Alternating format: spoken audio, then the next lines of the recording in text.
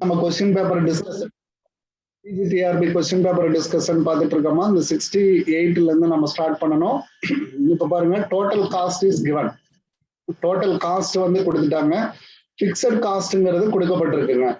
Sales கொடுக்கப்பட்டிருக்கு. Margin of safety அப்படின்றது என்ன அப்படின்னு சொல்லி நமக்கு கேட்டிருக்காங்க.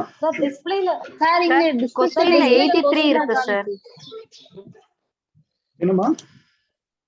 கொஸ்டின்ல 83 இருக்கு சார். புரியலங்க. டிஸ்ப்ளேல வேற क्वेश्चन வருது சார். क्वेश्चन நம்பர் வந்து 83 சார். அப்பா சார் ஸ்கிரீன்ல வியூ ஆகுற क्वेश्चनिங் சார். இப்போ தெரியுதா உங்களுக்கு? Okay sir. Okay sir. Yes sir. Thank you. இப்போ 68th क्वेश्चन பாருங்க.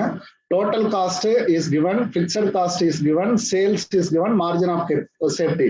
இந்த கொஸ்டினுடைய ஃப்ரம் பிகினிங்லயே நம்ம சொல்லிட்டோம், ரெண்டு கேள்விகளா ஒரு இடத்துல இருந்து கேட்கப்பட்டிருக்கு அப்படின்னு சொல்லி இதனோட ப்ரீவியஸ்ல ஒரு தியரியை நம்ம முன்னாடியே முடிச்சிட்டோம். அப்போ இதனால டைரக்டா நம்மளால ஆன்சர் பண்ண முடியுது. அப்போ நான் என்ன சொல்லுவேன் அப்படின்னு பாத்தீங்க அப்படின்னா, நீங்க எழுதுறப்போ இதுல இருந்து நம்ம என்ன கண்டுபிடிக்கணும் அப்படின்றத ஃபைண்ட் அவுட் பண்ணுங்க. மார்ஜின் ஆஃப் சேஃப்டினா எந்த ஃபார்முலா அடிப்படையில நம்ம கண்டுபிடிக்கிறோம்? பிஇபி வச்சு கண்டுபிடிக்கிறோமா அல்லது பிவி ரேஷியோல இருந்து கண்டுபிடிக்கிறோம்? ரெண்டு ஃபார்முலா இருக்கும். மார்ஜின் ஆஃப் சேஃப்டிங்கிறத நம்ம என்னன்னு சொல்லலாம், PIB sales minus actual sales minus PIB sales அப்படின்னு நம்ம சொல்லலாம். மைனஸ் பிஇபி சேல்ஸ் எம்ஓபி அப்படின்னு நம்ம சொல்லிடுறோம். எம்ஓஎஸ் அப்படின்னு நம்ம சொல்லுவோம். அனதர் ஒன் ஃபார்முலா நம்ம என்னன்னு சொல்லுவோம், profit divided by PV ratio. இல்லைங்க, பிவி ரேஷியோ இப்படிக்கலாம். பிவி ரேஷியோ அதுக்கு நான் வந்து என்ன சொல்லியிருக்கேன் அப்படின்னா, ஒரு சார்ட் மாதிரியே உங்களுக்கு ஒர்க் அவுட் பண்ணி காமிச்சேன். அது கொஸ்டின் நம்பர் ப்ரீவியஸ்ல நான் உங்களுக்கு காமிச்சிருப்பேன். பாத்தீங்களாமா? அதாவது கான்ட்ரிபியூஷனால டிவைட் பண்ணீங்க அப்படின்னா சேல்ஸ உங்களுக்கு பிவி ரேஷியோ பிக்சட் காஸ்டால டிவைட் பண்ணீங்க, பிக்சட் காஸ்டால டிவைட் பண்ணீங்கன்னா பிஇபி, அதுக்கப்புறம் ப்ராஃபிட்டால டிவைட் பண்ணீங்கன்னா உங்களுக்கு எம்ஓஎஸ். இதுதான் நான் உங்களுக்கு ஒரே இடத்துல எல்லா ஃபார்முலாவையும் வர மாதிரி நடத்திருப்பேன். வரலன்னா ப்ரீவியஸ் கிளாஸ் எடுத்து பாருங்க, வில் ஹெல்ப் யூ. அப்போ இந்த அடிப்படையில நம்ம என்ன பண்ணலாம், ப்ராஃபிட் கண்டுபிடிச்சு போலாம் அப்படின்னு நீங்க நினைச்சீங்கன்னா, இதுல ரெண்டு ஐட்டம் நம்ம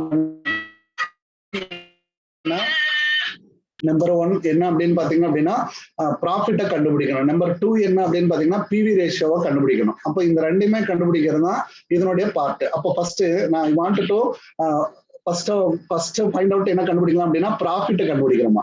ப்ராஃபிட்ங்கிறது என்ன அப்படின்னு பாத்தீங்கன்னா சேல்ஸ்ங்கிறது ரெவென்யூ இல்லைங்க. சேல்ஸ்ங்கிறது நம்ம என்ன பண்ணலாம், அப்படி கழிச்சிங்க அப்படின்னா உங்களுக்கு என்ன கிடைக்கும் அப்படின்னு பாத்தீங்க அப்படின்னா ப்ராஃபிட்ங்கிறது கிடைச்சிரும். அப்ப நம்ம என்னன்னு சொல்லலாம், சேல்ஸ் மைனஸ் டோட்டல் காஸ்ட் அப்படின்னு கொடுங்க. டோட்டல் காஸ்ட் இதை கழிச்சு பாருங்க, ப்ராஃபிட் கிடைச்சிரும். அப்ப டோட்டல் காஸ்ட்ல என்னென்ன சார் சேர்ந்திருக்கும் அப்படின்னா வேரியபிள் காஸ்டும் பிக்சட் காஸ்டும் சேர்ந்திருக்கும். அப்படிதான் நம்ம சொல்லுவோங்க, total cost equal to variable cost plus fixed cost. Therefore அப்ப இதனுடைய வேல்யூ பாருங்க, 1 lakhல இருந்து நம்ம எவ்வளவு கழிக்கணும், டோட்டல் காஸ்ட் 60,000 நம்ம கழிச்சிடணும். அப்ப கழிச்சோம் அப்படின்னா நமக்கு ப்ராஃபிட். அப்ப ப்ராஃபிட் எவ்வளவுங்க, 40,000. ப்ராஃபிட் 40,000. ஓகே, ஃபைண்ட் அவுட் 1 பண்ணியாச்சு. அடுத்தது ஸ்டெப் 2ல நம்ம என்ன பண்ணணும் அப்படின்னா, we wanted to check out find out the PV ratio. Second நம்ம என்ன கண்டுபிடிக்கிறோம், பிவி ரேஷியோ கண்டுபிடிக்கிறோம். அப்போ பிவி ரேஷியோனுடைய ஃபார்முலா என்ன அப்படின்னு நம்ம பாக்குறப்போ contribution divided by sales into 100 இல்லைங்களா. Contribution divided by sales into 100. Okay, contribution என்ன அப்படின்னு நம்ம பாக்குறப்போ சேல்ஸ் மைனஸ் வேரியபிள் காஸ்ட் அப்படின்னு நம்ம சொல்லுவோம். Sales minus variable cost. அப்போ சேல்ஸ்ல இருந்து வேரியபிள் காஸ்ட அதாவது கழிச்சது போக கான்ட்ரிபியூஷன் அப்படின்றது நமக்கு வரும். அப்ப இதுல பிக்சட் காஸ்ட் இருக்கு. அப்ப வேரியபிள் காஸ்ட் அப்படின்றது என்ன அப்படின்றத நம்ம கண்டுபிடிச்சிடலாமா. வேரியபிள் காஸ்ட்ங்கிறது டோட்டல் காஸ்ட்ல இருந்து பிக்சட் காஸ்ட கழிச்சிருங்க. அப்ப உங்களுக்கு என்ன வரும், 30,000 அப்படின்றது வரும். 30,000 ஏன்னா இது 60,000. புரியுதான்னு பாருங்க, இது 60,000. 60,000த்துல 30,000 போயிட்டா 30,000 வேரியபிள் காஸ்ட். ஓகே, அப்போ வேரியபிள் காஸ்ட்ல இருந்து நம்ம சேல்ஸ், அப்போ மேல எப்படி எழுதலாம், இதை வந்து கான்ட்ரிபியூஷன் அப்படின்றத சேல்ஸ் மைனஸ் விசி, இதை வந்து formula alternative by divided by sales into 100 அப்படின்னு நம்ம சொல்லலாம். இது அப்போ சேல்ஸ் மைனஸ் நம்ம என்ன கொடுக்க போறோம் அப்படின்னு பாருங்க, சேல்ஸ் மைனஸ் வேரியபிள் காஸ்ட். அப்போ 1 lakh மைனஸ் வேரியபிள் காஸ்ட் எவ்வளவு வருங்க, வேரியபிள் காஸ்ட் பாத்தீங்கன்னா 30,000. அப்போ டிவைடட் பை 1 lakhங்க, டிவைடட் பை 1 lakh இன்டூ 100. அப்போ இப்போ நமக்கு என்ன ஆன்சர் வரும், 70,000. 70,000 டிவைடட் பை 1 lakh இன்டூ 100. அப்போ நமக்கு என்ன வரும்? ஈஸியா ஆன்சர் வரும் 70% அப்படின்றது நமக்கு தெரிஞ்சிடும். இப்போ தேர்ஃபோர் ப்ராஃபிட் எம்ஓஎஸ் நம்ம கண்டுபிடிச்சிடலாம். இந்த அடிப்படையில நம்ம எம்ஓஎஸ் கண்டுபிடிச்சிடலாம். அப்போ எம்ஓஎஸ் எவ்வளவு வந்திருக்குங்க?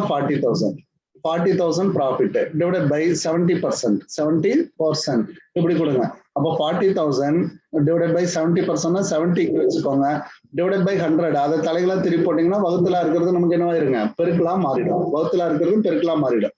ஜீரோவை கேன்சல் பண்ணுங்க. கண்டிப்பா பாருங்க, கண்டிப்பா உங்களால அடிக்க முடியாதுங்க அப்படின்றது நல்லா தெரியும். அப்போ இத 7ஆல டிவிசிபிள் பண்றோம். அப்ப டிவிசிபிள் பண்றப்போ 5 35ங்க, மிச்சம் 5 50, 7 49ங்க, மிச்சம் 1 10, 1 7ங்க, மிச்சம் 3 30ங்க, 4 28ங்க. அடுத்தது பாத்தீங்கன்னா புள்ளி வச்சுக்கணும். புள்ளி வச்சுக்கிட்டோம் அப்படின்னா மிச்சம் 2 20, 3 18ங்க. இவ்வளவுதான். அப்ப இன்டூ 10 அப்படின்னு இருக்குங்க. நம்ம what is the almost right answer?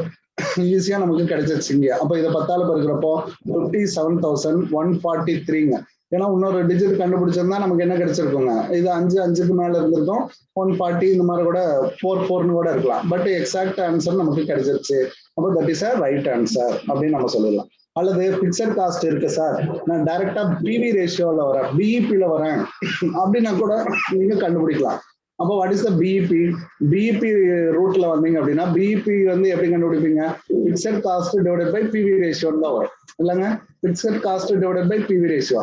அப்ப பிவி ரேஷியோங்கிற ஒண்ணு கண்டுபிடிச்சிருந்தீங்கன்னா நீங்க என்ன பண்ணலாம்? மறுபடியும் இந்த ஆஸ்பெக்ட்ஸ் எல்லாம் போடலாம். அப்போ இந்த அடிப்படையில வந்தீங்கன்னா பிக்சட் காஸ்ட் 30,000 இதேதான் வரும். பிக்சட் காஸ்ட் 30,000 டிவைடட் பை 70% இப்படி போடணும். இப்படி போட்டு இதனுடைய ஆன்சரை கொண்டு வந்து இந்த 1 லேக்ல இருந்து கழிச்சிங்கன்னா இந்த ஆன்சர் வந்துடும். அப்போ இதெல்லாம் டிவைட் பண்றப்ப பாத்தீங்கன்னா 1,57,143 வருமா? சாரி, இந்த வேல்யூ சாரி 47 சம்திங் 43 சம்திங் வரும். இந்த 1 லேக்ல இருந்து கழிக்கிறப்ப 57 அப்படின்றது வந்துடும். இந்த ரூட்லயும் நீங்க வரலாம், அந்த ரூட்லயும் வரலாம். whichever is யுவர் கன்வீனியன்ட்டோ நீங்க ஒர்க் அவுட் பண்ணலாம். 2 சைடுமே நம்ம போட்டு பழகணும். கிளியர்? இதெல்லாம் பேசிக்கான சம்மதாமா, இதுல ஒன்றும் கஷ்டமே கிடையாது. அடுத்தது நெக்ஸ்ட் கேபிட்டல் ரேஷனிங் அப்படின்ற ஒரு இது கேட்டிருக்காங்க. Capital rationing decision taken by the firm having எதை பத்தி கேட்டிருக்காங்க அப்படின்னா, கேபிட்டல் ரேஷனிங் அப்படின்ற ஒரு டெசிஷன் எதுக்காக எடுக்கப்படுகிறது? Short term project, long term project, ranking for the acceptable investment project, group of investment project அப்படின்னு நம்ம சொல்றோம். இந்த 3ல இருந்து எதுக்காக எடுக்கப்படுது? ஆக்சுவலா பாத்தீங்க அப்படின்னா கேபிட்டல் பட்ஜெட்ங்கிறது என்ன? ஆல்டர்னேட்டிவ்ஸ்ல இருந்து சரியான முடிவுகளை எடுக்கிறது. இது எதுல வரும்? Comes under capital budgeting. இது வந்து கேபிட்டல் பட்ஜெட்டிங் அப்படின்னா ஒரு டாபிக் இருக்கும் காஸ்ட் அக்கௌண்டிங்ல, கேபிட்டல் பட்ஜெட்டிங் அல்லது பினான்ஸ்ல நீங்க சொல்லலாம். கேபிட்டல் பட்ஜெட்டிங்ல அதுல நம்ம இந்த ப்ராஜெக்ட், அதாவது ரைட் ப்ராஜெக்ட நம்ம தேர்வு செய்யக்கூடியதுதான் வந்து ப்ராஜெக்ட் whichever is ஆப்டட் அப்படின்னு நம்ம சொல்லலாம். எது வந்து சரியானது அதை வந்து தேர்வு செய்யறதா வந்து நமக்கு என்ன அப்படின்னு பாத்தீங்க அப்படின்னா கேபிட்டல் ரேஷனிங் அப்படின்ற மெத்தடு. சுருக்கமா சொல்லணும் அப்படின்ட்டா இது வந்து எப்படி சொல்லலாம் அப்படின்னு பாத்தீங்கன்னா, capital rationing is a method.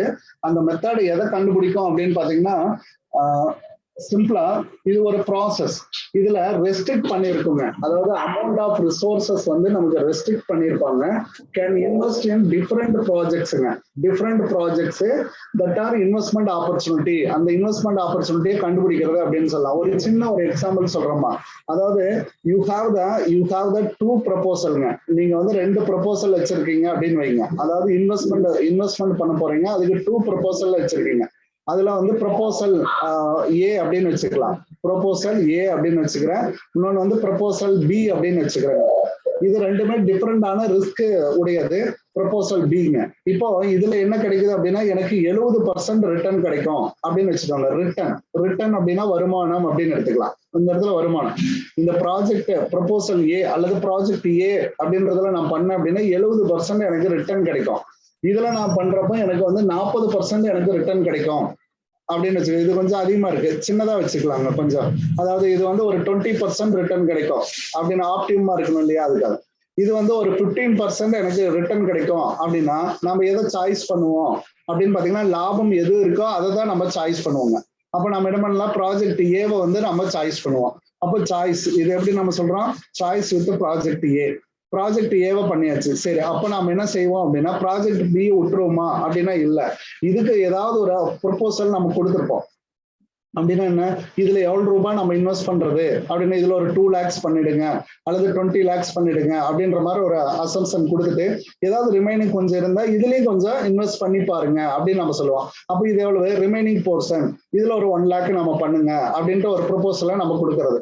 அதாவது கேபிட்டல் ரேஷனிங் அப்படின்றது whether it is rejected R accepted கிடையாதுங்க. இட் இஸ் ப்ராபப்ளி நீங்க என்ன பண்ணணும் அப்படின்னா விச் எவர் இஸ் பெட்டர் அப்படின்றத கண்டுபிடிக்கிறது தான் இந்த ஆப்ஷனுங்க. விச் எவர் இஸ் பெட்டர் அப்படின்னு கண்டுபிடிக்கிறது இந்த ஆப்ஷன் அப்படின்றத மனசுல வைங்க. Okay, are you clear? இது உங்களுக்கு புரியுதாமா?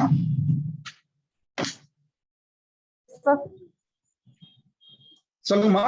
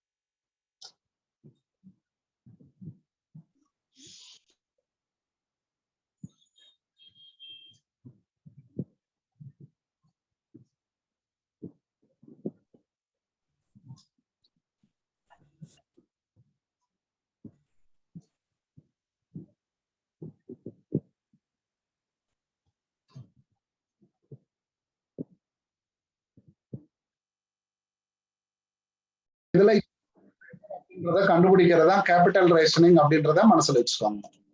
Okay, are you clear? அடுத்தது போலாம் இல்லைங்களா? Okay sir. Okay, fine. இப்போ அடுத்தது பாருங்க, ABC overall profit volume ratio. Overall profit volume ratio of ABC limited is எவ்வளவு ரூபாய் அப்படின்னு பாத்தீங்கன்னா, சாரி எவ்வளவு பர்சன்டேஜ் அப்படின்னு பாத்தீங்கன்னா 60%. அடுத்ததா இட் இஸ் அனதர் ஒன் பாத்தீங்க அப்படின்னா, அதுல என்ன கேட்டிருக்கு அப்படின்னா marginal cost of a product is estimated at 50. அதுல மார்ஜினல் காஸ்ட்ங்கிறத 50ங்கிறத கொடுத்திருக்காங்க. ஓகே, மார்ஜினல் காஸ்ட்ங்கிறது 50.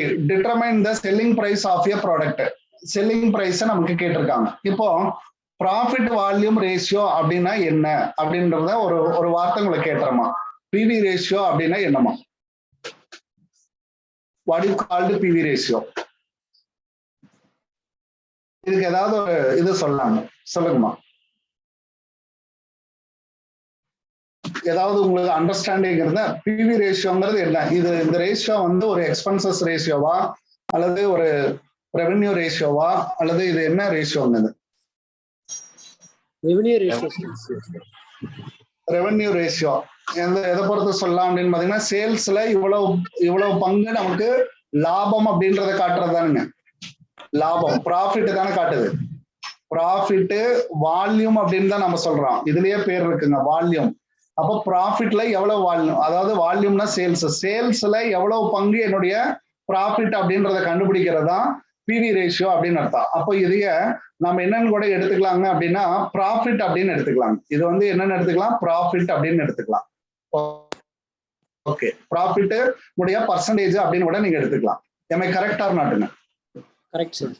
Okay, marginal cost of a product. Marginal cost அப்படின்றது நத்திங் பட் நம்ம என்ன சொல்லுவோம் அப்படின்னா, மார்ஜினல் காஸ்ட்னாவே இந்த டெக்னிக் வந்து வேரியபிள் காஸ்ட் தான்.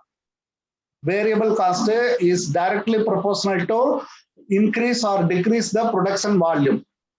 அதுவும் கரெக்ட் தானுங்க நான் சொல்றது. ஆமா சார். ப்ரொடக்ஷன் வால்யூம் இன்க்ரீஸ் ஆனாலும் டிக்ரீஸ் ஆனாலும் த மார்ஜின் காஸ்ட் வந்து சேம் ஆஸ்பெக்ட்ஸ்ல ஒர்க் ஆயிட்டு இருக்கும். அதனுடைய அடிப்படையில பாக்குறப்ப நம்ம பாத்தீங்க அப்படின்ட்டா இதுல எஸ்டிமேட்டட் அட் அதையும் வந்து 50ன்னு வச்சுட்டாங்க. அப்ப இதை வந்து நான் என்ன எடுத்துக்கிறேன், காஸ்ட்னு வச்சுக்கிறேன். இங்க ப்ராஃபிட் அப்படின்னு வச்சுக்கிறேன். நேத்து ஒரு சம் இந்த மாதிரி எல்லாம் போட்டு இருந்தோம், ஞாபகத்தில் இருக்காங்க? இந்த மாடல் வச்சாலே நம்ம என்ன பண்ணிடலாம், இதையே கண்டுபிடிச்சிடலாம்.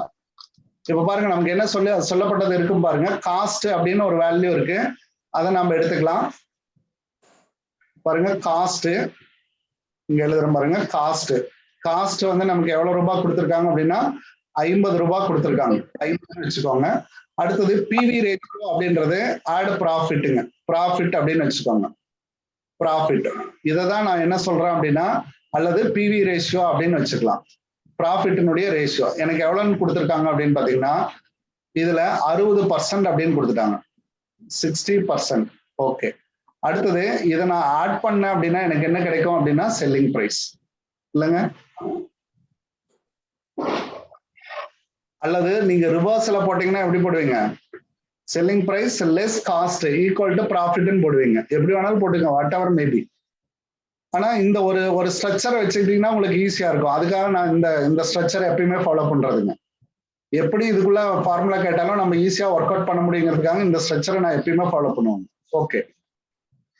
அப்போ விச் ஒன் இஸ் எதுக்கு வந்து நம்ம வந்து 100ன்னு கொடுக்கறது? இப்போ காஸ்ட்டுக்கு 100ன்னு கொடுக்கறதா, செல்லிங் பிரைஸ்க்கு 100ன்னு கொடுக்கறதா அப்படின்னா இந்த ரேஷியோ வந்து எதை பொறுத்து இருக்கும் அப்படின்னு பாத்தீங்கன்னா, இந்த 60% அப்படின்றது சேல்ஸை பொறுத்து தான் இருக்கும் இல்லைங்க. பர்சன்டேஜ் அப்படின்றது இது சேல்ஸை பொறுத்து தான் இருக்கும். அப்போ given as a sales is 100 அப்படின்னு கொடுக்கும்.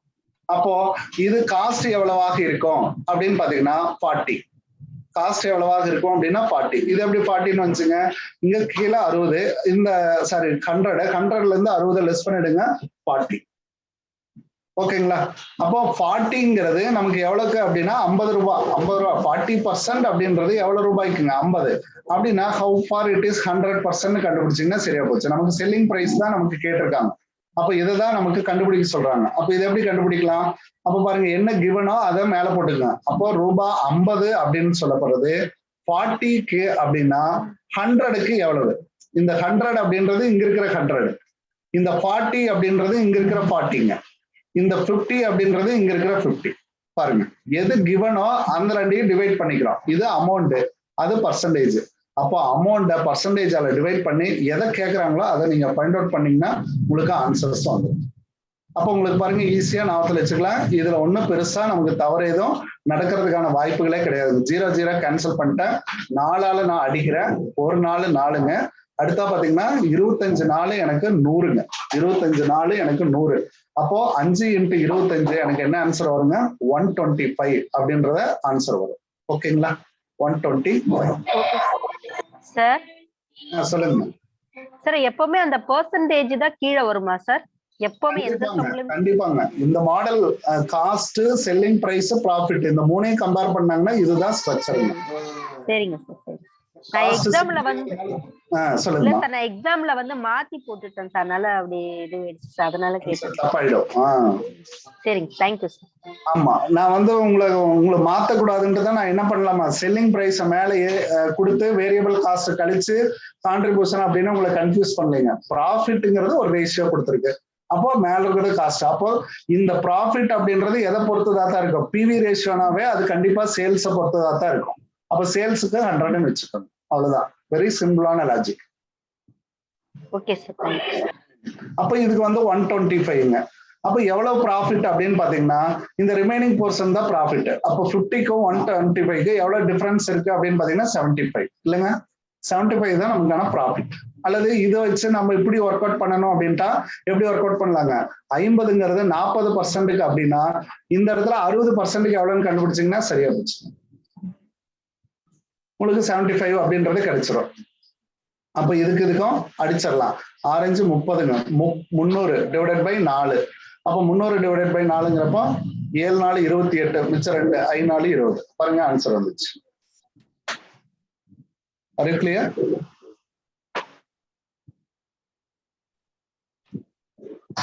புரியுதா புரியலையாங்க? புரியலனாலும் கேட்டுருங்க. புரியுது சார். ஓகேங்க. இது வந்து ஒரு ஸ்ட்ரக்சர்மா, நம்ம வந்து இதுக்குன்னே பிராக்டிஸ் பண்ணக்கூடிய ஒரு ஸ்ட்ரக்சருங்க. காஸ்ட், ப்ராஃபிட், செல்லிங் பிரைஸ், அந்த 3. அது மேனேஜ்மெண்ட் அக்கௌண்டிங்ல கேட்டாலும் சரி, பினான்சியல் அக்கௌண்டிங்ல கேட்டாலும் சரி, காஸ்ட் அக்கௌண்டிங்ல கேட்டாலும் சரி, ஈவன் அக்கௌண்டன்சிலே கேட்டாலும் சரி, இதுதான் ஸ்ட்ரக்சர். இப்படிதான் ஃபாலோ பண்றோம். பர்சன்டேஜ் அமௌண்ட் கொடுத்திருந்தா இதுதான் ஸ்ட்ரக்சர். இப்படியே அப்ளை பண்ணீங்கன்னா உங்களுக்கு ஆன்சர் வந்துருங்க. Okay sir. அப்போ பிவி ரேஷியோ அப்படினாவே ப்ராஃபிட் தானா? கண்டிப்பா ப்ராஃபிட் ரேஷியோ தாங்க. அது கான்ட்ரிபியூஷனுங்கிறதே ஒரு ப்ராஃபிட் தானே அப்படின்ட்டு முன்னாடியே ஒரு வார்த்தை நான் சொல்லங்க. கான்ட்ரிபியூஷன் அப்படின்றது கூட ப்ராஃபிட் அப்படின்னு தான் சொல்லியிருப்பேன்.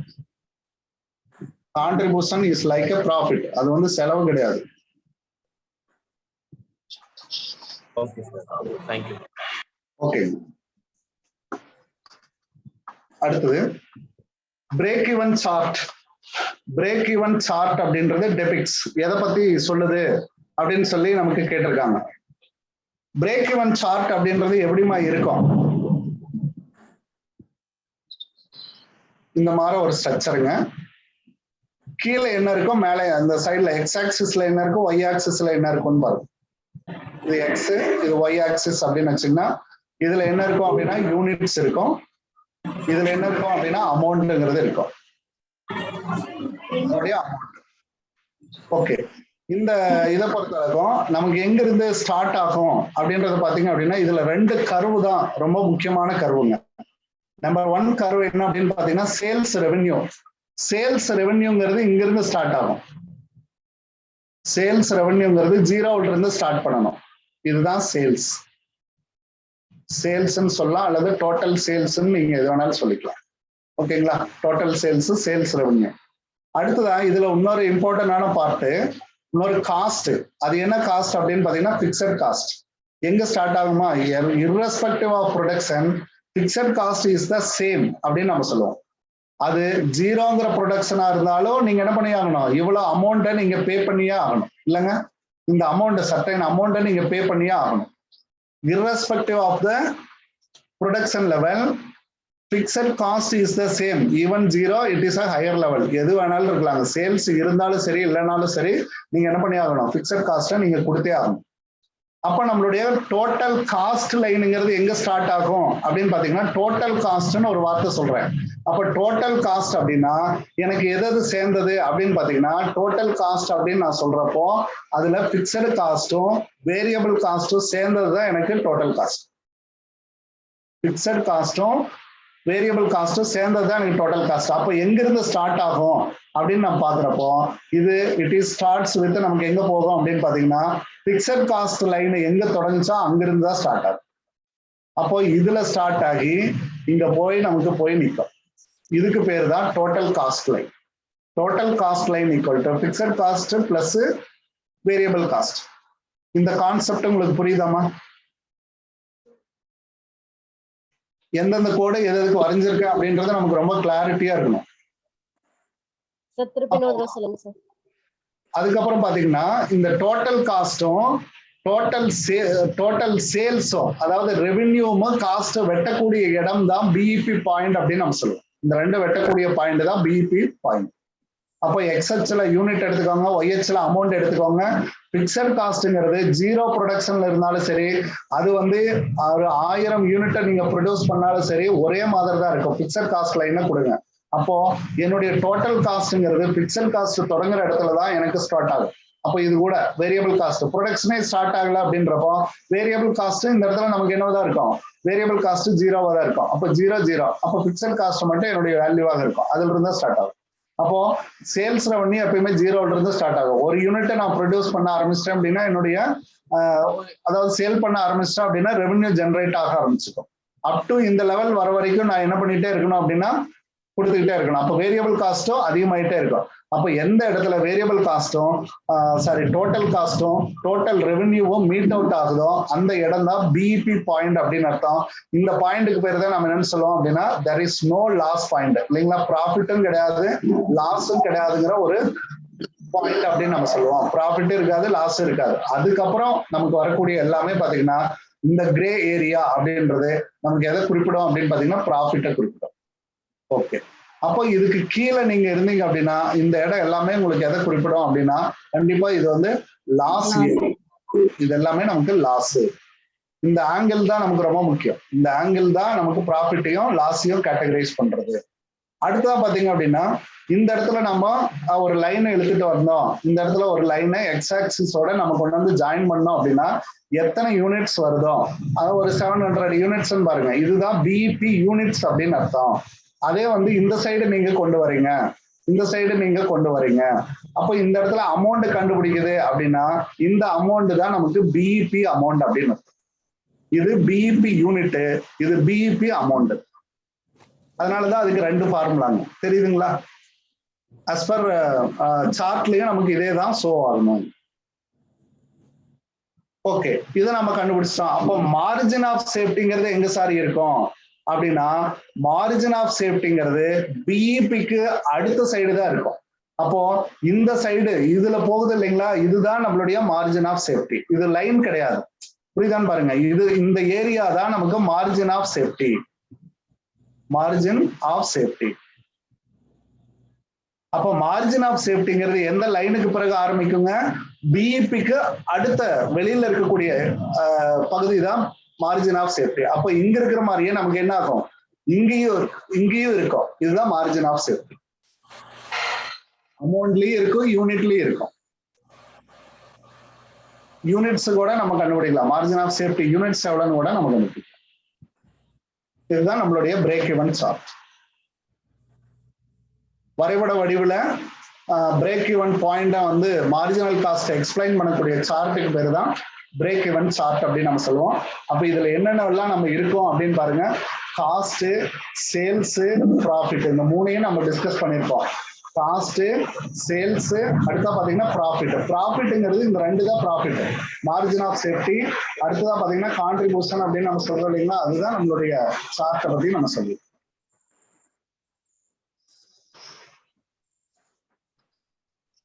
ஓகேங்களா? இது புரியுதாமா இந்த சார்ட் உங்களுக்கு? புரியுதுங்க நோ டவுட்ஸ் இல்லை. எப்போ வந்தாலும் அப்படியே ஒரு நம்ம ஃப்ரீயா இருக்கிறப்ப கூட அப்படியே ஒரு சார்ட்டை போட்டு அப்படியே எக்ஸ்பிளைன் பண்ணிட்டோம்னா அப்படியே ஒரு வித்தியாசமா இருக்கும். நினைவுல வந்துருங்க, எதுவுமே நமக்கு மறக்கவே மறக்காதுங்க. நினைவுல வந்துடும். நீங்க நல்லா பிராக்டிஸ் பண்ணலாங்க. நீங்க மனசு மட்டும் விட்டுறக்கூடாதுங்க. படிக்கணும் அப்படின்ற இடத்துல வந்து மனசு மட்டும் விட்டுறக்கூடாதுங்க. கான்ட்ரிபியூஷன் ஒன்னு சொன்னீங்களே, அது எதுக்குங்க சார்? கான்ட்ரிபியூஷன் அப்படின்றது சேல்ஸ்ல இருந்து வேரியபிள் காஸ்டை கழிச்சு பாக்குறதுங்க. அப்ப சேல்ஸ் லைன் போயிட்டு இருக்கு இல்லைங்களா, சேல்ஸ் லைன் போயிட்டு இருக்கு இல்லைங்களா, அதுல வந்து நீங்க என்ன பண்ணணும்? வேரியபிள் காஸ்ட நீங்க மைனஸ் பண்ணணும். மைனஸ் பண்ணா கான்ட்ரிபியூஷன். கான்ட்ரிபியூஷன் வந்து ஈக்குவல் டு பிக்சட் காஸ்ட்னு வந்துருச்சுன்னா, பிக்சட் காஸ்ட் கான்ட்ரிபியூஷனும் ஒன்னாயிடுச்சு அப்படின்னா பிஇபி பாயிண்ட் போய் சேர்ந்துடும். அந்த இடத்துக்கு போய் சேர்ந்துடும். ஏன்னா இந்த வேல்யூ ஈக்குவல் ஆகுறப்ப ப்ராஃபிட் இருக்காது, லாஸ் இருக்காது. அப்படிதானுங்க அர்த்தம். அதாவது நம்மளுடைய இதுல பாத்தீங்க அப்படின்னா sales minus B variable cost contribution இல்லைங்களா, இங்க வரக்கூடியது கான்ட்ரிபியூஷன். ஓகே, அடுத்தது இது வந்து ப்ராஃபிட் அப்படின்ற ஒண்ணு 0 ஆகணும். புரியுதுங்களா? ப்ராஃபிட் அல்லது லாஸ்ங்கிறது எனக்கு 0 ஆகணும்னா இந்த இடத்துல எனக்கு எவ்வளவு வேல்யூ இருக்கோ அதே சேம் வேல்யூ இங்க இருக்கணும். அப்பதானே எனக்கு 0 ஆகும். ஆமாங்க சார். இங்க வந்து எனக்கு வந்து ஒரு 1800 இருக்கு அப்படின்னா இங்கேயும் 1800 இருந்தா தான் எனக்கு 0 ஆகும். அப்போ பிக்சட் காஸ்டும் கான்ட்ரிபியூஷனும் எப்ப எனக்கு சமமாகுதோ அப்ப எனக்கு என்ன ஆகும் அப்படின்ட்டா பிஇபி பாயிண்ட் எனக்கு கிடைச்சிடும். Okay sir. Okay.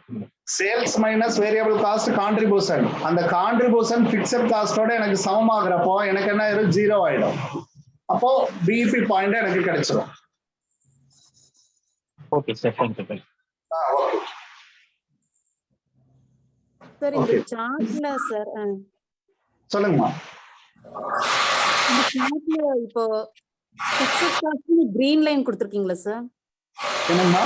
Fixed cost green line fixed காஸ்ட்னு கொடுத்திருக்கீங்க சார். மேல வந்துட்டு இந்த பிளாக் லைன்ல வந்துட்டு அகைன் டோட்டல் காஸ்ட் கூடயும் பிக்சட் காஸ்ட் வருதுல்ல சார்? ஆமாங்கம்மா. இது பாத்தீங்க அப்படின்னா டோட்டல் காஸ்ட்ங்கிறது என்ன? பிக்சட் காஸ்டையும் வேரியபிள் காஸ்டையும் சேர்த்துனா தான் டோட்டல் காஸ்ட்ங்க இல்லைங்க. அப்போ வேரியபிள் காஸ்ட் தான் சேஞ்ச் ஆகிட்டே இருக்கும். அப்போ உங்களுக்கு என்ன ஆகிட்டே இருக்கும் அப்படின்னு பாத்தீங்கன்னா பிக்சட் காஸ்ட் ஒரே மாதிரி தான் இருக்கும். அப்போ நீங்க ஒரு யூனிட் சேல்ஸ் பண்ணாலும் பிக்சட் காஸ்ட் சேம் தான். ஆனா வேரியபிள் காஸ்ட் உங்களுக்கு இன்க்ரீஸ் ஆகும். இங்க வந்து 100 யூனிட் நீங்க சேல்ஸ் பண்றீங்க அப்படின்னா இந்த இடத்துல வந்து பிக்சட் காஸ்ட் சேம் தான். ஆனா வேரியபிள் காஸ்ட் அதுக்கு மாறும். வேரியபிள் காஸ்ட் மாறும். அதனாலதான் இந்த லைன் வந்து மேல இருந்து ஸ்டார்ட் ஆகி போறதுக்கான காரணங்க. வேரியபிள் காஸ்ட் லைன் ஒண்ணு தேவையே இல்லைங்க. நீங்க டோட்டல் காஸ்ட் லைன் போட்டாதான் டோட்டல் ரெவென்யூ மைனஸ் டோட்டல் காஸ்ட்ங்க.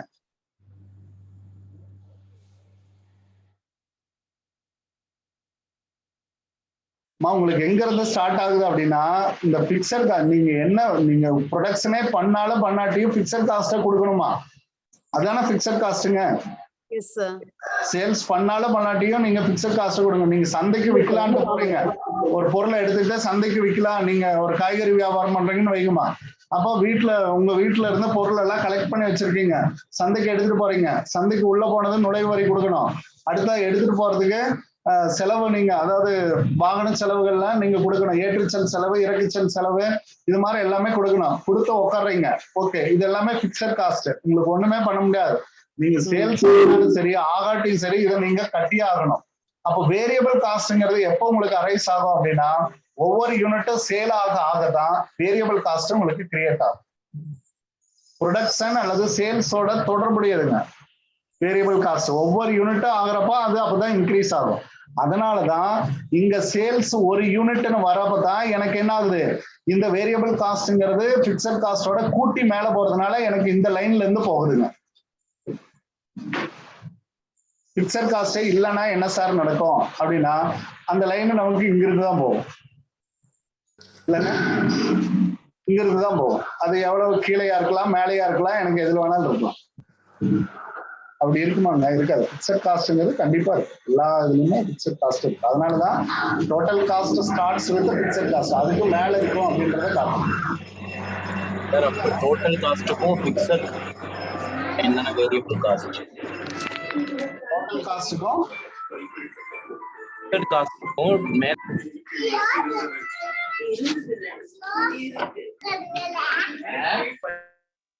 இல்லைங்க, சொல்லுங்க சார். டோட்டல் காஸ்ட்டுக்கும் பிக்சட் காஸ்ட்டுக்கும் இடைப்பட்ட அந்த கேப் தானே சார் வேரியபிள் காஸ்ட்? அப்ப கண்டிப்பா கண்டிப்பாங்க. டோட்டல் காஸ்ட்டுக்கும் பிக்சட் காஸ்ட்டுக்கும் இடைப்பட்ட கேப் தான் variable cost.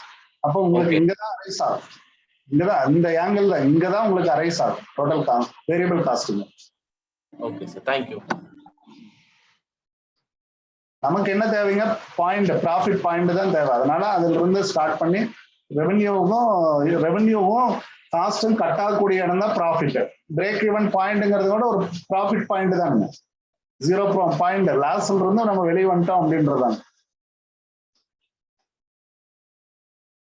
Okay, zero base budgeting is to simple extension of, எதை சொல்றாங்க அப்படின்னா இது ஒரு சிம்பிள் எக்ஸ்டென்ஷன். எதனுடைய வடிவம் அப்படின்னு சொல்றாங்க, இது வந்து காஸ்ட் பெனிஃபிட் அனாலிசிஸ் அப்படின்னு கொடுத்துருக்காங்கம்மா. காஸ்ட் பெனிஃபிட் அனாலிசிஸ் அப்படின்றதுதான் இதனுடைய சிம்பிள் வடிவம்னு கொடுத்துருக்காங்க. இது வந்து ஒரு தனிப்பட்ட பட்ஜெட். நமக்கு வந்து கண்டிப்பா இது பட்ஜெட்ல தான் வரும், காஸ்ட் பெனிஃபிட்ங்கிற ஒண்ணு இருக்காது அப்படின்னு நினைச்சிட்டு தான் போட்டிருப்போம். இது ஒரே ஒரு புத்தகத்துல, அதாவது என்ன அப்படின்னு பாத்தீங்கன்னா எஸ்என் மகேஸ்வரியில மட்டும் இது சொல்லப்பட்டிருக்குமா. காஸ்ட் பெனிஃபிட் அனாலிசிஸ சொல்லக்கூடியதுதான் இந்த பட்ஜெட் அப்படின்னு சொல்லியிருக்காங்க. அதனால அந்த பகுதி வந்து இங்க வந்து நமக்கு டேக் பண்ணியிருக்காங்க பாடப்பகுதியில, நம்ம ரெஃபரன்ஸ் புக்ல இருக்கிறதா. அப்போ நமக்கு கன்ஃபியூஸ் ஆகும், மாஸ்டர் பட்ஜெட்டா இருக்குமோ, ஃபங்க்ஷனல் பட்ஜெட்டா இருக்குமோ, கேஷ் பட்ஜெட்டா இருக்குமோ அப்படின்னு சொல்லி நமக்கு இதாகும். அப்போ இதுக்கான டெஃபினிஷன் தெரிஞ்சது அப்படின்றப்போ அது நமக்கு எளிமையாக இருக்கும். மாஸ்டர் பட்ஜெட் அப்படின்னு சொல்லப்படுறது டு என்ன சொல்லலாம் அப்படின்னா டு சம்மரி ஆஃப் ஆல் பட்ஜெட்டுங்க, to summary of all functional budget அப்படின்னு சொல்லுவாங்க. ஆல் ஃபங்க்ஷனல் பட்ஜெட்டினுடைய சம்மரி தான் வந்து எதை சொல்லுவோம் அப்படின்னா மாஸ்டர் பட்ஜெட்னு சொல்லுவோம். அப்போ ஃபங்க்ஷனல் பட்ஜெட்னா என்ன சார்? எகைன் ஃபங்க்ஷனல் பட்ஜெட், ஃபங்க்ஷன்னா ஃபங்க்ஷனல் ஏரியா அப்படின்னு அர்த்தம். அப்போ ஃபங்க்ஷனல் ஏரியா எதுங்க? ப்ரொடக்ஷன் ஒரு ஃபங்க்ஷனல் ஏரியா, அப்போ ப்ரொடக்ஷன் பட்ஜெட். ஓகே, அடுத்தா பாத்தீங்க அப்படின்னா ரெண்டாவது சேல்ஸ்ங்கிறது ஒரு ஃபங்க்ஷனல் ஏரியா, அதனால அதுக்கு பேரு சேல்ஸ் பட்ஜெட். அடுத்தா பாத்தீங்க அப்படின்னா மூணாவது பாத்தீங்கன்னா கேஷ் மட்டும் மெயின்டைன் பண்றதுக்காக கேஷ் பட்ஜெட்னு ஒண்ணு கொடுக்கலாம். ஓகே, கேஷ் பட்ஜெட் அப்படின்னு ஒண்ணு கொடுக்கலாம். அடுத்தா பாத்தீங்க அப்படின்னா ஆப்ரேட்டிங் எக்ஸ்பென்சஸ் பட்ஜெட் இல்லைங்க, சொல்லலாம் இல்லைங்க, ஆப்ரேட்டிங் எக்ஸ்பென்சஸ்க்கு ஒரு பட்ஜெட் கொடுக்கலாம்.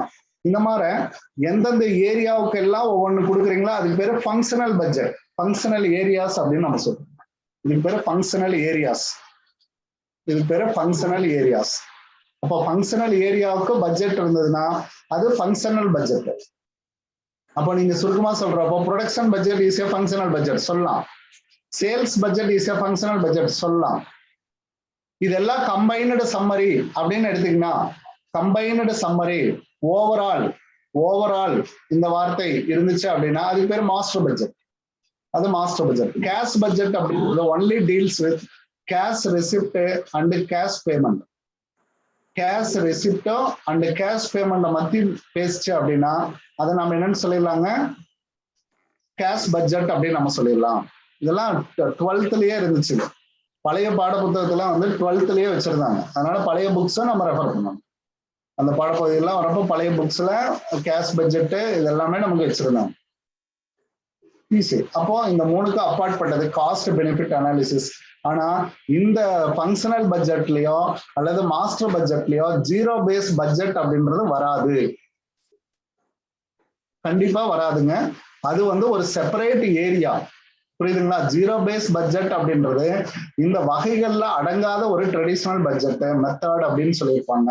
யூஎஸ்ல விவசாய துறையில வந்து இதை அப்ளை பண்ணியிருப்பாங்க. அது அப்படின்னா என்ன அர்த்தம்? பேஸ் இயர் அப்படின்றத வந்து every year new base year அப்படின்றத அதனுடைய பொருள். ஒவ்வொரு ஆண்டையும் நியூ பேஸ் இயரா எடுத்திருப்பாங்க. இதை கண்டுபிடிச்சவர் பீட்டர் ஏ பியார் அப்படின்னு நம்ம சொல்லுவோம். பீட்டர் ஏ பியார் அவர் தான் ஜீரோ பேஸ் பட்ஜெட்டினுடைய தந்தை, father of zero base budget அப்படின்னு சொல்லுவோம். அதனுடைய தந்தை. அவருக்கு நோபல் பரிசெல்லாம் கூட கொடுத்துருக்காங்க. அப்போ சொல்லுங்கம்மா. அந்த நேம் கொஞ்சம் ரிப்பீட் பண்ணிடுங்க சார். பீட்டர் ஏ பியார்மா, இதெல்லாம் படிக்காம இருக்க கூடாது, ரொம்ப முக்கியமான கேள்விமா. பீட்டர் ஏ பியார், PHY நினைக்கிறேன், PHYARR.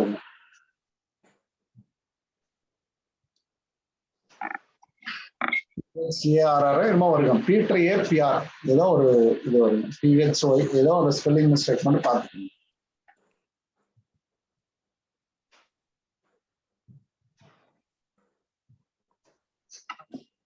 ஓகேங்களா? சொல்லுங்கம்மா சார். பர்ச்சேஸ் பட்ஜெட் வராது சார், ஃபங்க்ஷனல் பட்ஜெட் போட்டுக்கோங்க. பர்ச்சேஸ்னு போட்டுக்கோங்க. இதெல்லாம் வராதுன்னு இல்லைங்க, அதெல்லாம் ஃபங்க்ஷனல் ஏரியா தாங்க. நீங்க என்னத்துக்கு வேணாலும் பட்ஜெட் போட்டுக்கலாம், என்னத்துக்கு வேணாலும் நீங்க பட்ஜெட் போட்டுக்கலாம். இதுல நோ ரெஸ்ட்ரிக்ஷன். கேஷுக்கு மட்டும் ஒரு பட்ஜெட் போடுறப்போ ஏன் எக்ஸ்பென்சஸ்க்கு போட முடியாதுங்க? அந்த மாதிரி தாங்க. எதுக்கு வேணாலும் பட்ஜெட் தானே sir cash budget. Short term பட்ஜெட்டுங்க, ஒரு மாசத்துக்கு தான் போடுவாங்க. மாசம் மாசம் இதனுடைய டோட்டலா அடுத்ததுக்கு கொண்டு போயிட்டே இருப்பாங்க. பார்த்துருக்கீங்களா? Cash receipt this month, cash payment, cash ரெசிப்ட அப்டேட் பண்ணி அடுத்த மாசத்துக்கு கொண்டு போயிடுவாங்க. ஓகே, அது ஷார்ட் டேர்ம் பட்ஜெட். மோஸ்ட்லி பாத்தீங்கன்னா பட்ஜெட்டுங்கிறது 1 year பீரியட் தாங்க. லாங் டேர்ம் பட்ஜெட் மட்டும்தான் கேபிட்டல் பட்ஜெட், புரியுதுங்களா? லாங் டேர்ம் பட்ஜெட் மட்டும்தான் capital budget.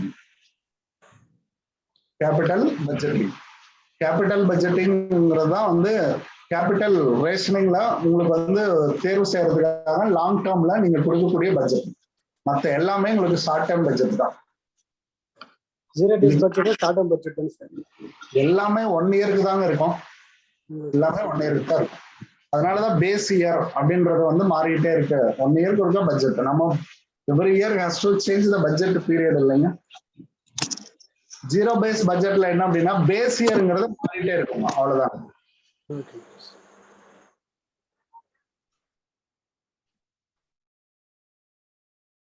Okay, next topic. Which of the following cost is also known as overhead cost?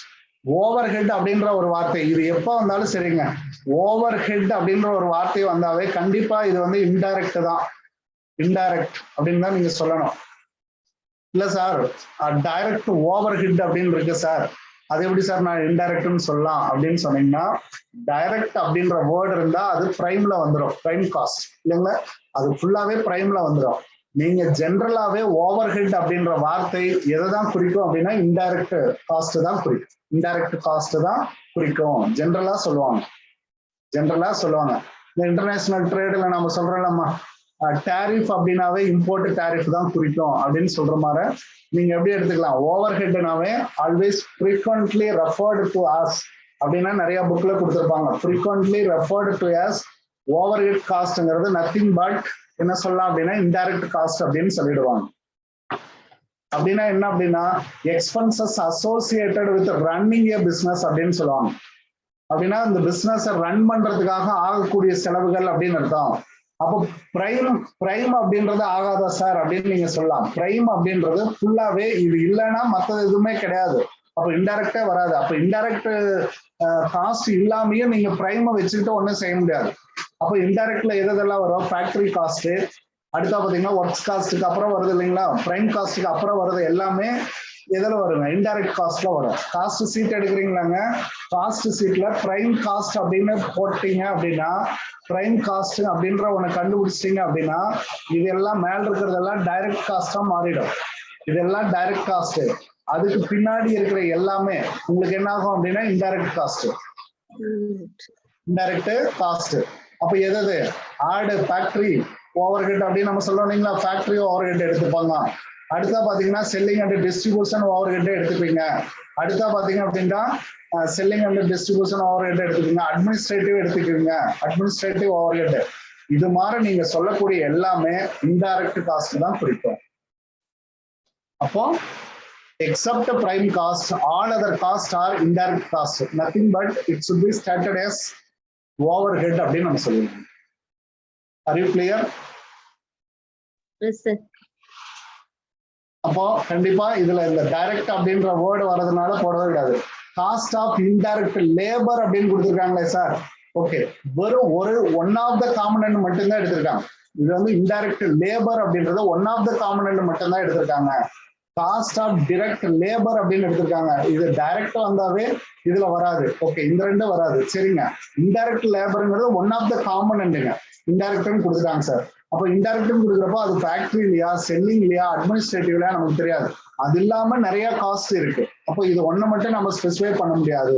Indirect லேபரை மட்டும் நம்ம specify பண்ண முடியாது. இப்போ பிரிண்டிங் அண்ட் ஸ்டேஷனரின்பா அதுவும் ஒரு இன்டைரக்ட் காஸ்ட் தான், செலவு தான். ஆனா வந்து அதுக்காக நம்ம என்ன பண்ண முடியாது, லேபர் மட்டுமே ஓவர் ஹெட் அப்படின்னு நம்ம சொல்ல முடியாது. அப்போ இன்டைரக்ட் எக்ஸ்பென்சஸ் அப்படின்றதா ஓவர் ஹெட். இதெல்லாம் வந்து பேசிக், இதெல்லாம் வந்து நம்ம பேசிக்குங்க. இதெல்லாம் படிச்சு தெரியறதோட டீச்சர்ஸ் நடத்தக்கூடிய அனுபவங்களால தெரியுது. கல்லூரிகள்ல நடத்தக்கூடிய வரப்ப சொல்லுவாங்க, இதெல்லாம் ஒன் டைம் நமக்கு சொல்லப்படும். Direct cost, indirect cost is always set to be over head அப்படின்னு சொல்லுவாங்க. Okay, clear? அடுத்தது போலாங்களா?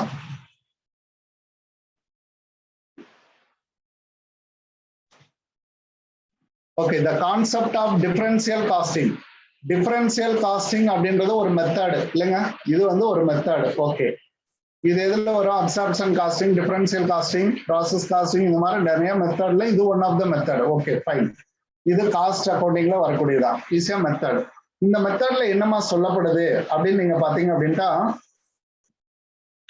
ஈஸியா மெத்தட் இதுல வந்து என்ன சொல்லுவாங்க அப்படின்னா, difference between cost of alternative decision, cost of alternative decision இருக்கும். காஸ்ட் ஆஃப் ஆல்டர்னேட்டிவ் டெசிஷன் இருக்கும்.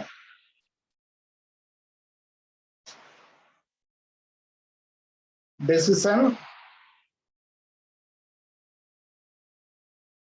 அது என்ன அப்படின்னா சேஞ்ச் ஆஃப் அவுட்புட் லெவல் அப்படின்னு சொல்லுவோம்.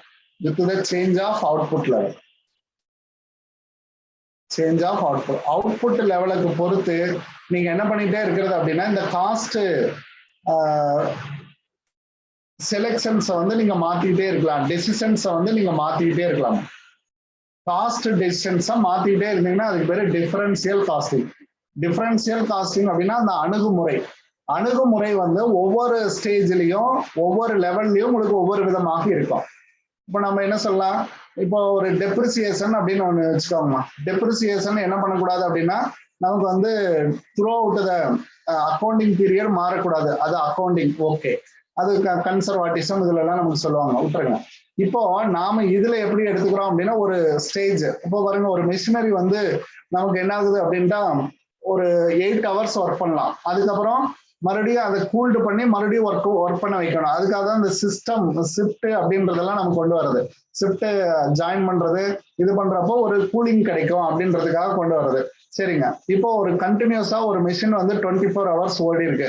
அப்போ ஹீட்ல ரொம்ப நேரம் ஓடிச்சு அப்படின்னா அந்த மிஷின் வந்து நமக்கு என்ன ஆகும் அப்படின்னா, அதிகமான டெப்ரிசியேஷனை வந்து நமக்கு ரைஸ் பண்ணும் இல்லைங்களா. டெப்ரிசியேஷன் வந்து அதிகமாகும்.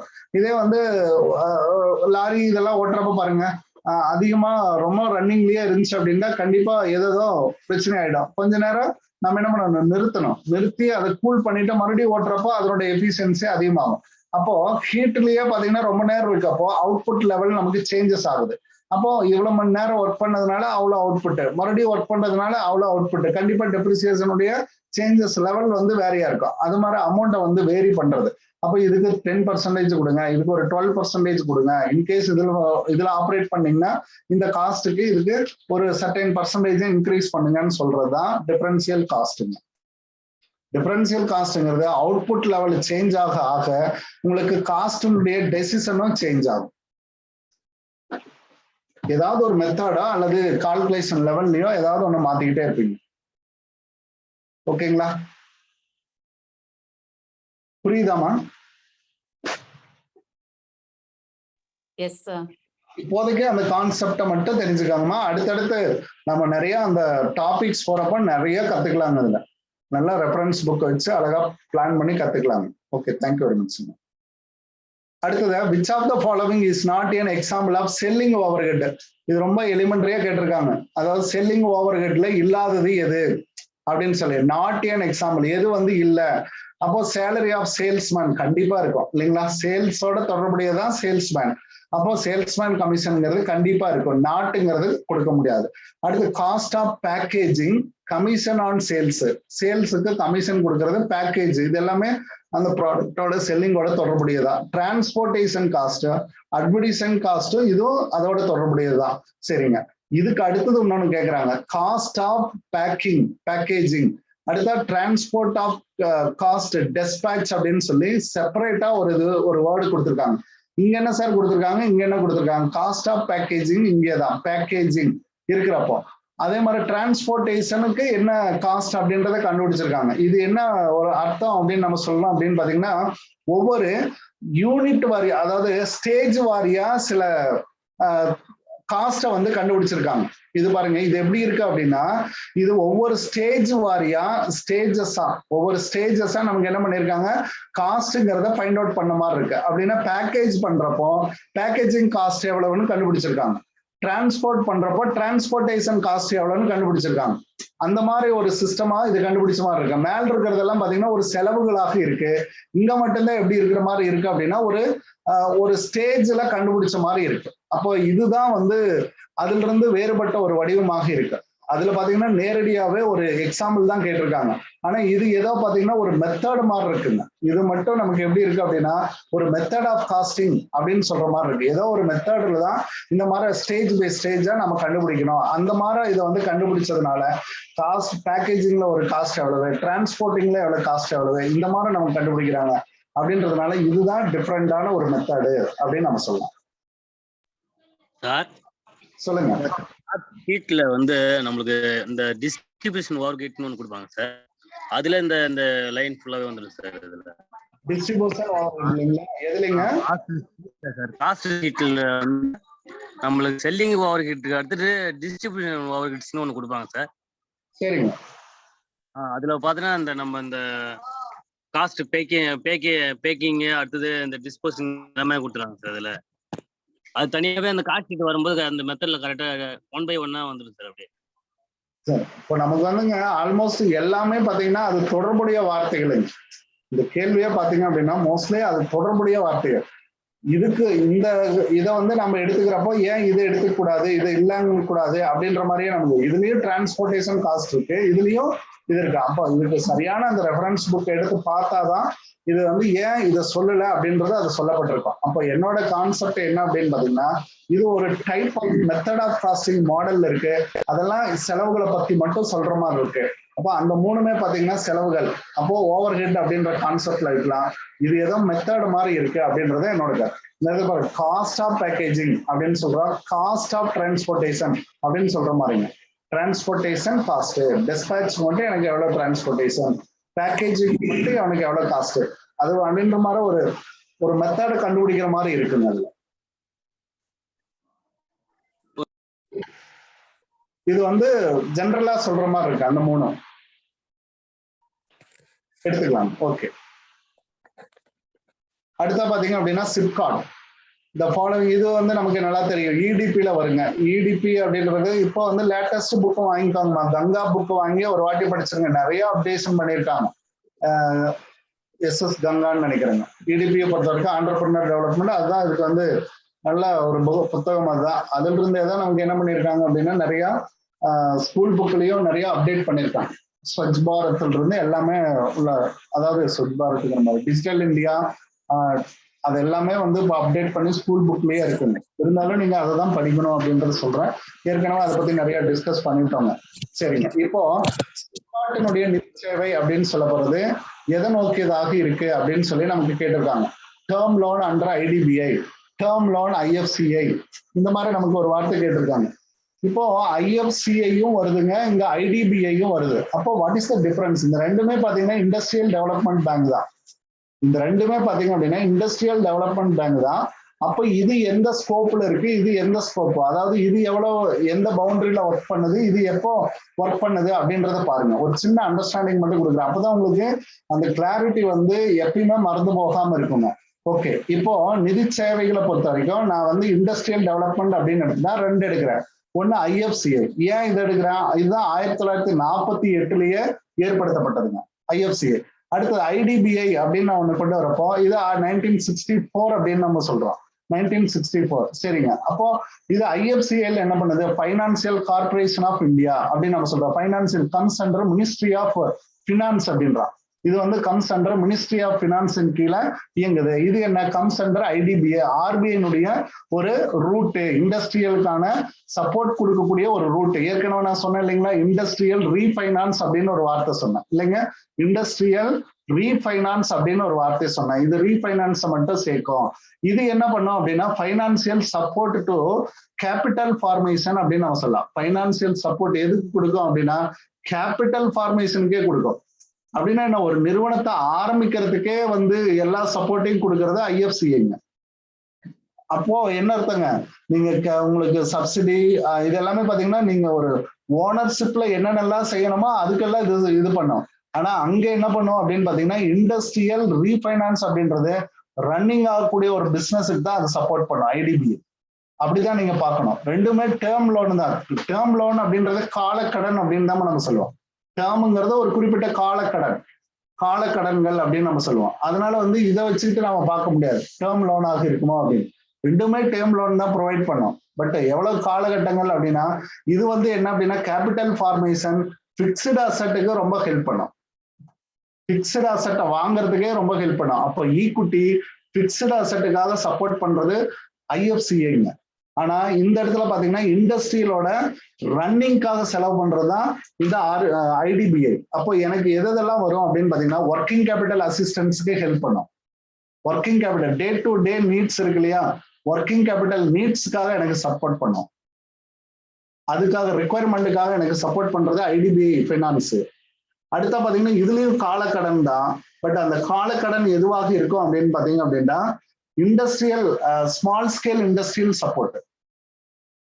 ஸ்மால் ஸ்கேல் இண்டஸ்ட்ரியல் சப்போர்ட் இது பாத்தீங்க அப்படின்னா ஆரம்பத்துல ஐஎஃப்சிஐனுடைய நோக்கமே பாத்தீங்கன்னா பேரளவு தொழில்களுக்கு தான் இருந்தது. லார்ஜ் ஸ்கேல் இண்டஸ்ட்ரியினுடைய அவங்களோட ஷேர்ஸ் அண்டர் ரைட்டிங் பண்றது, அண்டர் ரைட்டிங் இதுக்கு எல்லாத்துக்கும் சப்போர்ட் பண்றது. அண்டர் ரைட்டிங்னு தெரியும், ஒரு ஒப்புறுதி எடுத்துக்கிறது, அண்டர் ரைட்டிங் சப்ஸ்கிரிப்ஷன் பண்றது, ருப்பி அண்ட் கரன்சி அப்படின்னு சொல்லுவாங்க. ஃபாரின்ல எல்லாம் கொண்டு உங்களோட ப்ராடக்ட்டை நீங்க கொண்டு போறீங்க அல்லது அங்கிருந்து பிக்சட் அசெட்டை வரவழைக்கிறீங்க அப்படின்னா ருப்பி அண்ட் கரன்சி லோனுக்கெல்லாம் கொடுப்பாங்க. கரன்சி கன்வெர்ட் பண்ணக்கூடிய லோன் எல்லாம் கொடுப்பாங்க. லீஸ் ஃபைனான்சிங் இதெல்லாம் தரது இதுதான் லீஸ் ஃபைனான்சிங். அப்போ என்ன அர்த்தங்க? இதெல்லாம் பெரிய பெரிய ஃபைனான்ஸ். அப்போ என்ன அர்த்தம் அப்படின்னா இது ஃபுல்லாவே வந்து ஒரு இடிபி, ஒரு ஆண்டர்பிரனர் தொடக்கத்துல செய்யக்கூடிய ஒரு செலவுகளாகும், அதாவது லோனாக இருக்கும், எடுக்கக்கூடிய லோனாக இருக்கும். அது பாத்தீங்கன்னா டே டு டே ஆபரேஷன்ஸ்ல செய்யக்கூடியதாக இருக்கும் ஐடிபிஐ. பிசினஸ்னுடைய டெவலப்மெண்ட்டுக்காக செய்யறது ஐடிபிஐ. இதுல இருந்து உருவானது தாங்க ஐஎஃப்சின்னு சொல்லுவோம் இல்லைங்களா. ஐஎஃப்சி இல்ல எஃப்சிஐங்களா, financial corporation of India, SFC. Sorry, SFC. இதுல இருந்து எஸ்எஃப்சி உருவாயிருக்கும். இதுல இருந்து சிப்பி அப்படின்னு உருவாயிருக்கும் கான்செப்டுங்க. எஸ்எஃப்சி ஸ்டேட் பைனான்சியல் கார்பரேஷன் இதுல இருந்து உருவாகி இருக்குங்க. புரியுதுங்களா? ஐஎஃப்சியினுடைய இதுல இருந்து தான் ஸ்டேட் பைனான்சியல் கார்பரேஷன் உருவாயிருக்கும். ஐடிபிஐல இருந்து தான் எது உருவாயிருக்கும், சிப்பிங்கிறது உருவாயிருக்கும். SIDBI, small industries development bank of India. Are you clear? Okay sir. Yes sir, yes sir. அப்படின்னு சொல்லக்கூடிய இந்த நிதி சேவை அப்படின்னு சொல்லப்படுறது நமக்கு எதுவாக இருக்கும் அப்படின்னு நம்ம இப்போ எகைன் மறுபடியும் நம்ம கொஸ்டினுக்கு வரோம். அப்போ சிப்காட் அப்படின்றது தொழிற்பேட்டைங்க இல்லைங்களா, ஒரு தொழிற்பேட்டை. அப்போ தொழிற்பேட்டையை வந்து இருக்கிறப்போ அங்க வந்து செட்டு, அதாவது இந்த தொழில் அமைக்கிறதுக்கு தேவையான ஃபெசிலிட்டியை கொடுக்கறது அப்படின்றதான் பொருள். அப்போ அங்க வந்து நம்ம என்ன பண்ண போறோம், புதுசா நம்ம ஃபேக்டரியை கட்டி ரன் பண்ண போறோம். அப்போ இது எந்த ஸ்டேஜ் அப்படின்னு பாத்தீங்கன்னா முன்னாடி ஸ்டேஜ். அப்போ ஐஎஃப்சிஐ மாடல்ல இருக்கக்கூடிய ஸ்டேஜ். அதுக்கு வந்து பிக்சட் அசெட் வாங்குறது, அதுக்கு வந்து தேவையான வெளியில இருந்து கொண்டு வர்றது, அதுக்கு வந்து அண்டர் ரைட்டிங் கொடுத்து சப்ஸ்கிரிப்ஷன் பண்ண வைக்கிறது, ஷேர்ஸ் எல்லாம் சப்ஸ்கிரிப்ஷன் பண்ணி வாங்க வைக்கிறது, இந்த மாதிரியான சேவைகளை தான் செய்யும். அப்போ ஆல்மோஸ்ட் பாத்தீங்கன்னா ஐஎஃப்சிஐனுடைய சப்போர்ட் தான் இதுக்கு சிப்காட்டுக்கு தேவைப்படும். கரெக்டுங்களா சார்? கொஸ்டின் வந்து நான் எக்ஸெப்ட் அப்படின்னு தானே சார் கொடுத்துருக்காங்க. பைனான்சியல் அசிஸ்டன்ஸ் எக்ஸப்ட்னு கொடுத்துருக்காங்க. ஆமாம், எவை சிப்காட்டினுடைய சேவை இல்லை அப்படின்னு சொல்லி கொடுத்துருக்காங்க. அப்போ சிப்காட் அப்படின்றத வந்து என்ன மாதிரியான கான்செப்ட் அப்படின்னு பார்த்தோம் அப்படின்னா ஸ்மால் இண்டஸ்ட்ரீஸ் டெவலப்மெண்ட் தான். ஆனா இதுல வந்து அண்டர் ரைட்டிங் இருக்கு. ஆனா இது வந்து பேரளவு தொழில். சிப்காட்ல பாத்தீங்க அப்படின்னா பேரளவு தொழில் அதிகமா வராதுங்க. சிப்காட்டே பாத்தீங்கன்னா small industries development corporation model தாங்க, ஸ்மால் இண்டஸ்ட்ரீஸ் தான். அப்ப எக்ஸப்ட் அப்படின்றப்ப எது இல்லை அப்படின்றப்போ இது பேரளவு தொழில்களுக்கு மட்டும்தான் இது சப்போர்ட் பண்ணும். ஆரம்பத்துல எதுக்காக கொண்டு வந்தாங்க அப்படின்னா 1948லிங்க புதிய, அதாவது நம்ம இண்டிபெண்டன்ஸ் ஆயிட்டோம். இண்டிபெண்டன்ஸ் ஆனதுக்கு அப்புறம் பெரிய தொழில் நிறுவனங்களை வந்து ஊக்குவிக்கணும், அது பப்ளிக் செக்டரை கொண்டு வரணும் அப்படின்றதுக்காக முழுக்க முழுக்க பப்ளிக் செக்டருக்கு மட்டும்தான் அதிகமான சப்போர்ட்டை கொண்டு வந்தாங்க.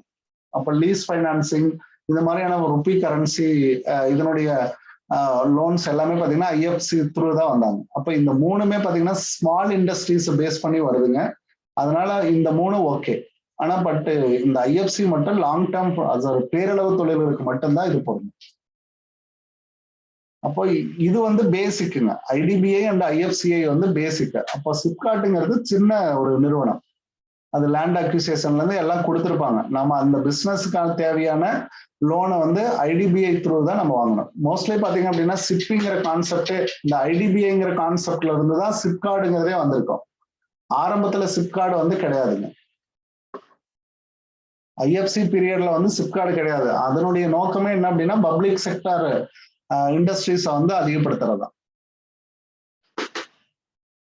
அதுக்காக 5 ஆண்டு திட்டம் இதெல்லாம் கொண்டு வந்து அதனுடைய சேவைகளை வந்து அதிகப்படுத்தணும்.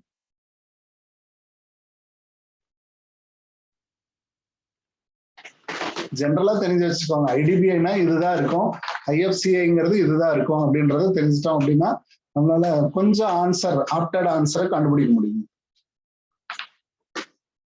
அடுத்து போலாங்களா?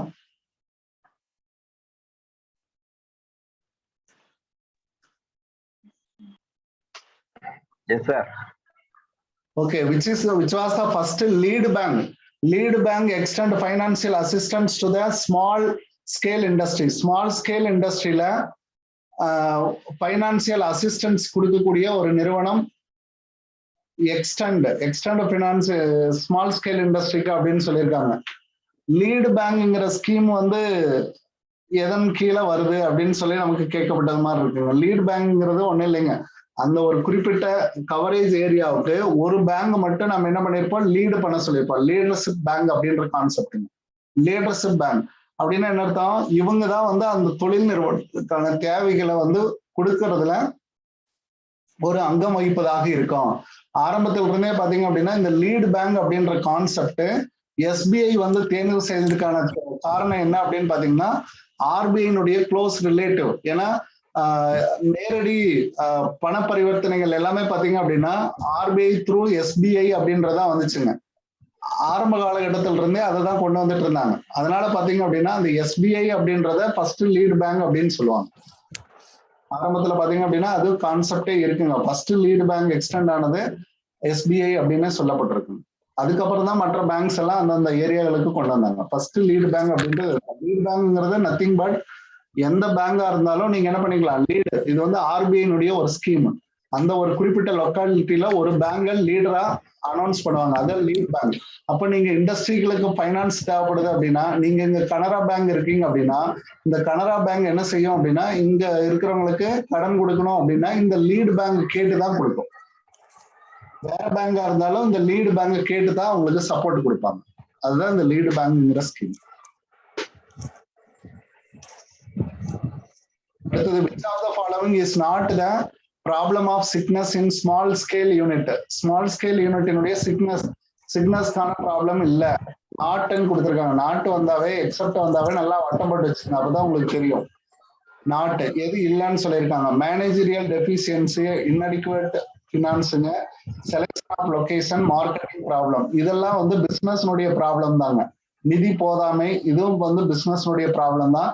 மேனேஜரியல் குறைபாடு, அதாவது மேனேஜரியல் டெவலப்மெண்ட் இல்லாததும் தான். அப்போ கண்டிப்பா பாத்தீங்கன்னா லொகேஷன் வந்து ஒரு மிகப்பெரிய ப்ராப்ளமாக இருக்காது. இந்த மூணு ஏன்னா பாத்தீங்க அப்படின்னா சிக்னஸ்க்கான காரணம். தொழில தொடங்கியாச்சுங்க, சிக்னஸ்க்கான இடம் வந்து கண்டிப்பா லொகேஷனாக இருக்கிறதுக்கு வாய்ப்பு இல்லை. இந்த 3 நாள் தான் நமக்கு சிக்னஸ் ஆகும். இது ஒரு காசஸ் ஆஃப் சிக்னஸ் அப்படின்றதே வந்து நமக்கு ஒரு டாபிக்கே இருக்கும். அதுல வந்து எல்லா இதுவுமே கொடுத்திருப்போம். அதுல லொகேஷன் அப்படின்ற வேர்டு இருக்காது. செலக்ஷன் ஆஃப் லொகேஷன் அப்படின்றது கண்டிப்பா இருக்காது. சிக்னஸ் அப்படின்றது எப்போ இது இருக்கும் அப்படின்னு பாத்தீங்கன்னா, பிசினஸ் வந்து ரன்னிங் ஆயிட்டு நமக்கு சிக்னஸ் வரும். ரன்னிங் பிசினஸ்ல தான் நமக்கு என்ன சிக்னஸ் வரும். அப்போ லொகேஷனுக்கு அப்புறம் எல்லாம் நம்ம லே அவுட் பிக்ஸ் பண்ணி எல்லாம் பண்ணதுக்கு அப்புறம் தான் அந்த பிரச்சனைகளை உருவாகும். District industrial centre is located each district இல்லைங்க. ஒரு சில நேரத்துலாம் கம்பைன் பண்ணி கொடுத்துருப்பாங்க ஒரு சில டிஸ்ட்ரிக்ட. ஆல்மோஸ்ட் பாத்தீங்க அப்படின்னா ஈச் டிஸ்ட்ரிக்ட் அப்படின்றது கரெக்டான வார்த்தை. இதெல்லாம் ரொம்ப பேசிக்கான ஒரு question. Entrepreneurial development program is offered by யார் அப்படின்னு பாத்தீங்கன்னா கவர்மெண்ட் அண்ட் நான் கவர்மெண்ட். இதெல்லாமே பாத்தீங்க அப்படின்னா ஸ்கூல் புக்லயே இருக்குங்க. கர்நாடகா பேஸ்டு, கர்நாடகாவில் வந்து ஒரு தனியா ஒரு ஸ்கீமே ஒண்ணு இருக்கும், ஒரு அமைப்பே ஒண்ணு இருக்கும். அவங்க வந்து முழுக்க பாத்தீங்க அப்படின்னா இந்த என்டர்பிரினியர் டெவலப்மெண்ட் ப்ரோக்ராமையே நடத்திட்டு இருப்பாங்க. ஒரு என்ஜிஓ, நான் கவர்மெண்ட் ஆர்கனைசேஷன். அப்போ ஈவன் கவர்மெண்ட்டும் சப்போர்ட் பண்ணுது, நான் கவர்மெண்ட்டும் சப்போர்ட் பண்ணுது. அப்ப ரெண்டுமே சேர்ந்ததுதான் அப்படின்னு அர்த்தம். ரெண்டுமே சப்போர்ட் பண்ணதுதான். ஓகே, இது வரைக்கும் ப்ராசஸ் இருக்கட்டும். அப்ப remaining portions we will discuss later. வேற ஏதாவது டவுட்ஸ் இருந்தா நீங்க கேட்டுக்கலாம்.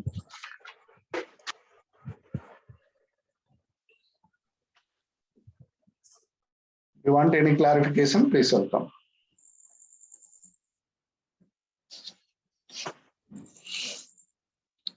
சார் சொல்லுங்க, please welcome. 72வது